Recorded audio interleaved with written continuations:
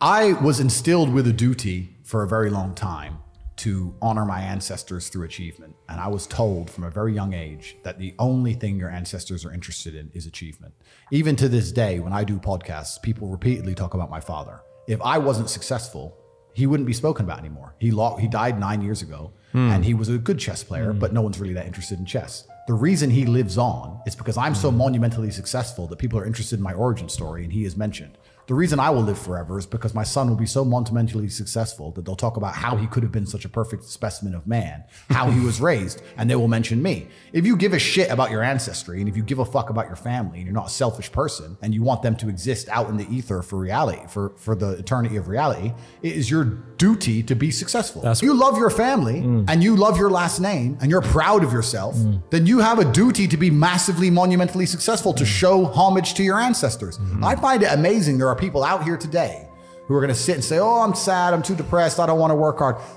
Do you understand that only 200 years ago, there were peasants out working a field, starving, surviving the Black Death, surviving the plague, struggling to exist just to reproduce, so that 200 years later, you can be the end of their bloodline, for you to sit on your ass and do fucking nothing.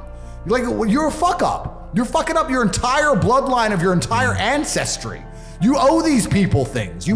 They went through hell for you to exist. You have a debt, you have a duty to pay. You have to be the best possible version of yourself. And the same to God. God loves people who try. God loves people who work hard. It's amazing if you try your very best all the time, what God will give you. He'll give it to you, anything you want, if you actually try. Not convincing yourself you try, actually try. They're different things. But yeah, I was instilled with this because from a young age, my dad said, you're a Tate. And Tates are the greatest people on the face of the planet. And there's gonna be a day I'm not here anymore, and they're gonna talk about me because of how fantastic you are. So go do your fucking job. And I said, yes, sir. And here I am. It used to be like, I am Andrew, son of Emery. It was all about who you're a son of. Yes, right? exactly. And it's all vanishing now. Yeah. But you have a legacy you can build.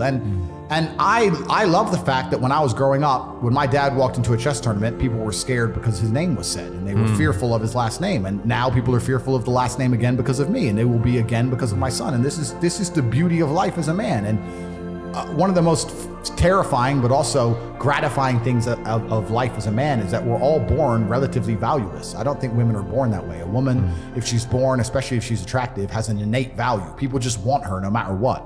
But as a man, if you're not an important man, nobody gives a fuck about you, and they're never gonna care. So you have to build yourself from the ground up, and that's scary for a lot of people, but it's also a massive opportunity. You can decide if you want to be a famous musician, or a nice sensitive poet, or a painter, or a kickboxing world champion, or a businessman. You get to decide on all the different characters in the video game. You can choose, who do I want to be? And then if you actually try, you can become it. Isn't that amazing? You can wake up and go, you know what? I want to be this kind of guy.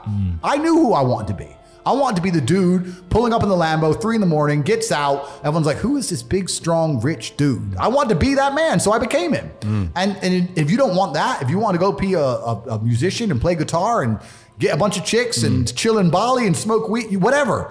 Go, you can choose your character and build it. You nailed it. They have no self-accountability. And you're right. A lazy person thinks he's working too hard, and a successful person thinks he isn't working hard enough. And we're doing 20 times the work they are. And we're like, oh, I could have done more, could have done this. Oh, I missed that today, can't miss that again. Oh, I should have taken that call. I should have flown there. I should have. That's, you know, we have guilt about it. They don't give a solitary fuck. And even if you pointed it out to them, they'd sit there and go, oh yeah, and they'd make some excuse for it. It's the brutal arrogance of people. It's truly brutally arrogant. I encourage absolutely everybody who finishes this podcast to go to your website and learn something. You should go and educate yourselves. These people are sitting here and they're teaching you. You've watched the entire thing. You understand there's knowledge. Are you just going to turn it off and just go back to being a dummy? That's a great call to action, isn't it? But it's true. Yeah. It's true. It's like, if you're not going to take any action at all after 2 hours of being educated, then you're going to just stay a loser. Yeah, 100%. That's the reality. But yeah, so the lessons are very, very important. Yeah. I want to make it clear, because these last few years, people skipped all of them. Even if they have a little bit of money, they have none of the lessons, and they're going to suffer. The universe will teach them a lesson. Forget the bad things, remember the lesson. That's what I always say. Absolutely. I am ruthless. I'm ruthless. You wouldn't be any other way, would you? No, but I don't have time for brokies. I don't have time for sad people. I don't have time for unlucky people. I don't have time for someone who's complaining. I don't have time for negativity. I don't have time. I'm so ruthless. If I knew a dude who always had a cold, I wouldn't talk to him anymore. You're too sick. I don't like it. Yeah. My circle is winners. Everyone around me is a winner. No matter what bad happens in our lives, we win. And it's amazing to me that people understand that you are the sum of the 5 people you spend most time with, 100%. but then they don't curate their circle. No. They'll go, yeah, I understand that part, and then they'll still hang around with a bunch of fucking losers. The problem is it has to be a value exchange. You can't be a loser hanging around with winners because winners don't want to hang around with you. You need to find a way to provide value and work your way up. But as you progress through life, there's going to have to be people you cut off because they're just holding on to your coattails, slowing you down. And no matter how many times you give them a chance, they don't want to fucking progress. And that's their decision. That's fine. You don't have to feel guilty about that. You have lately, and life is a value exchange. Every friendship, every relationship, every business relationship, there has to be an exchange of value. If as you progress through life, if people stay in the same place, you're only giving value and you're not receiving any value back.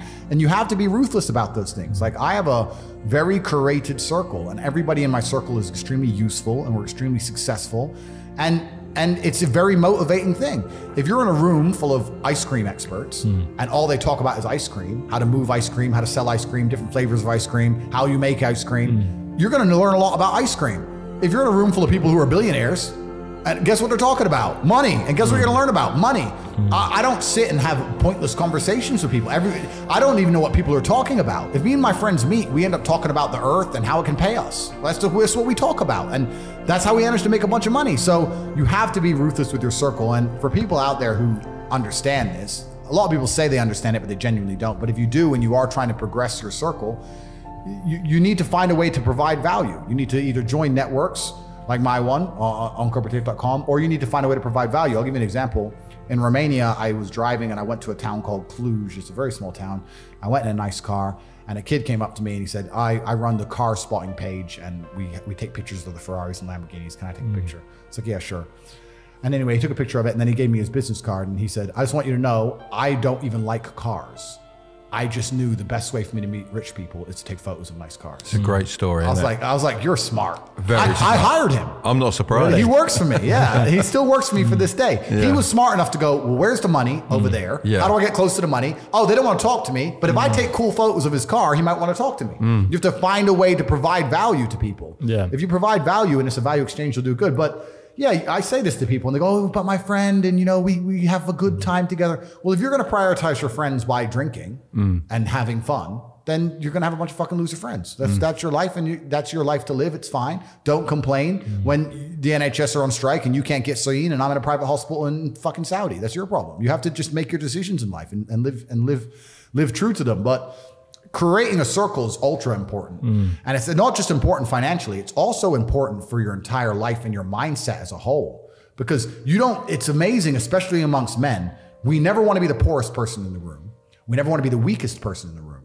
You never want to be, so if you're with a group of killers, you have now this massive expectation. It's almost like societal pressure and a positive force. If I go to my friends, I can't be the weakling. If everyone does X amount of push-ups, I have to do them. That's it. So you can get, just like peer pressure can be a negative, peer pressure can be a massive positive and it can accelerate you towards the moon. You can get an upward spiral. So my team, it's not just about how we make money. It's also an entire mindset. I don't want to be the only scared one in the group. If me and my team, if me and my 6 closest friends are walking down the street and a couple guys came up to us with machetes, I know they wouldn't be afraid. So now I'm not afraid. Now no one's afraid. Now you're fucked. It's like a gang, right? You have to have that mentality. So it's not just even about money. It's about your entire life you create. If you're a person, if you're a man and you're out here and you go, you know what? Who do I want to be? I want to be strong and rich and brave and respected.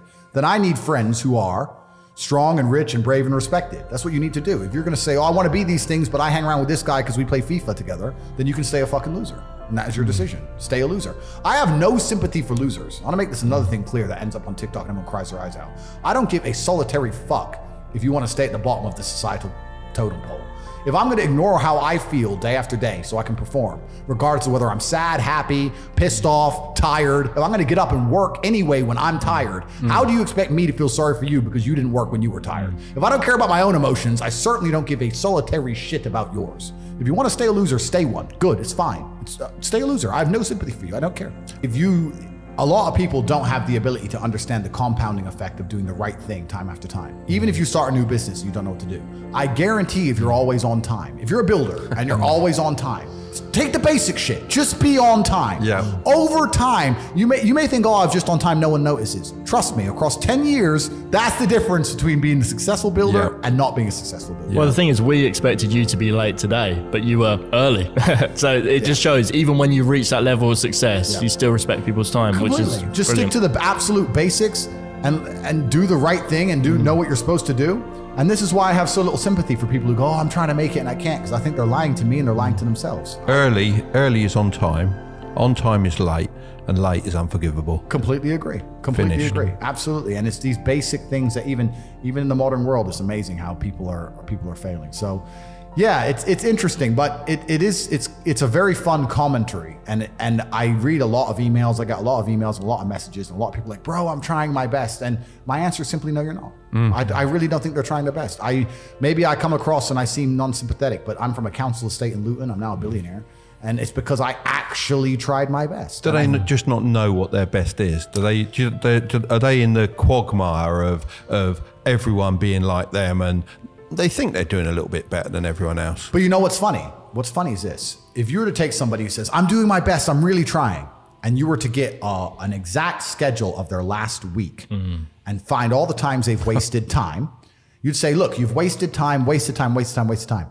You know what's actually amazing? Most of those people are not even self-reflective enough to go, you're right, I'm not trying my best. You know what they'd say? Well, I have to rest sometimes. Well, I have to have a social life. Well, they'd be so arrogant because they're arrogant. I had to do my Facebook. Yeah. No matter, you'd even show them, here's where you fucked up. Well, you know, I have to, oh, you're crazy. And then they go back to being a loser. That's the amazing thing about losers. You can drag them to the water, but they won't drink it. Yeah. So for money, there is a number which I think is enough. I think once you get to, let's say, 20, 25 million, you can have anything you want. Besides stupid shit like yachts, which doesn't even make you happy and they're just a headache to own. Power is the problem.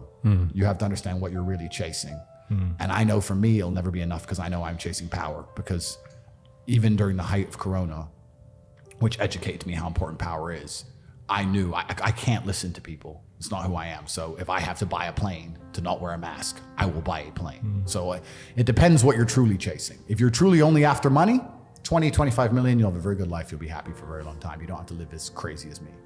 But if you're after power, then it's never enough. And then you have to sit and be very smart and self-reflective and understand where you're trying to go. And it comes to a point where it becomes detrimental to you. So even me as an individual, I'm sitting here now and analyzing and thinking, if I carry on at the trajectory I'm carrying on, they're going to put me in jail because I'm too influential and I'm too dangerous. If I say I can influence an election right now. That's a huge worry, isn't it? It's scary for them. They're like, oh, who's this guy? Yeah. And they've tried to get me to sell my soul. I'm not going to give too many stories, but on multiple occasions, they've tried to get me to sign contracts and offer me a bunch of money to shut up and agree to this and agree to that. And I won't do it. So now they're sitting there going, okay, there's this person with massive influence, perhaps the most influential man in the world. We've offered him to sell his soul so we can control him. He won't do it. He can influence things massively. He is a wild card. What do we do about this person? And they sit and they go, okay, well, accuse him of something, put him in jail. And if that doesn't work, then it's like, oops, car crash. That's the end. So I'm now at a position where I'm like, I have to very strongly gauge how far I want to go because Icarus flew too close to the sun. Yeah. So it gets scary, right? So you have to be very self-reflective of these things. But yeah, how much is enough? I don't know. I hope I'm going to balance it just right, and I'm going to save the world and awaken people from the Matrix and stay breathing as long as possible. We'll have to see how it goes. But I will say this, because I say it on every single podcast. If they lock me up for some insane bullshit, I didn't do it.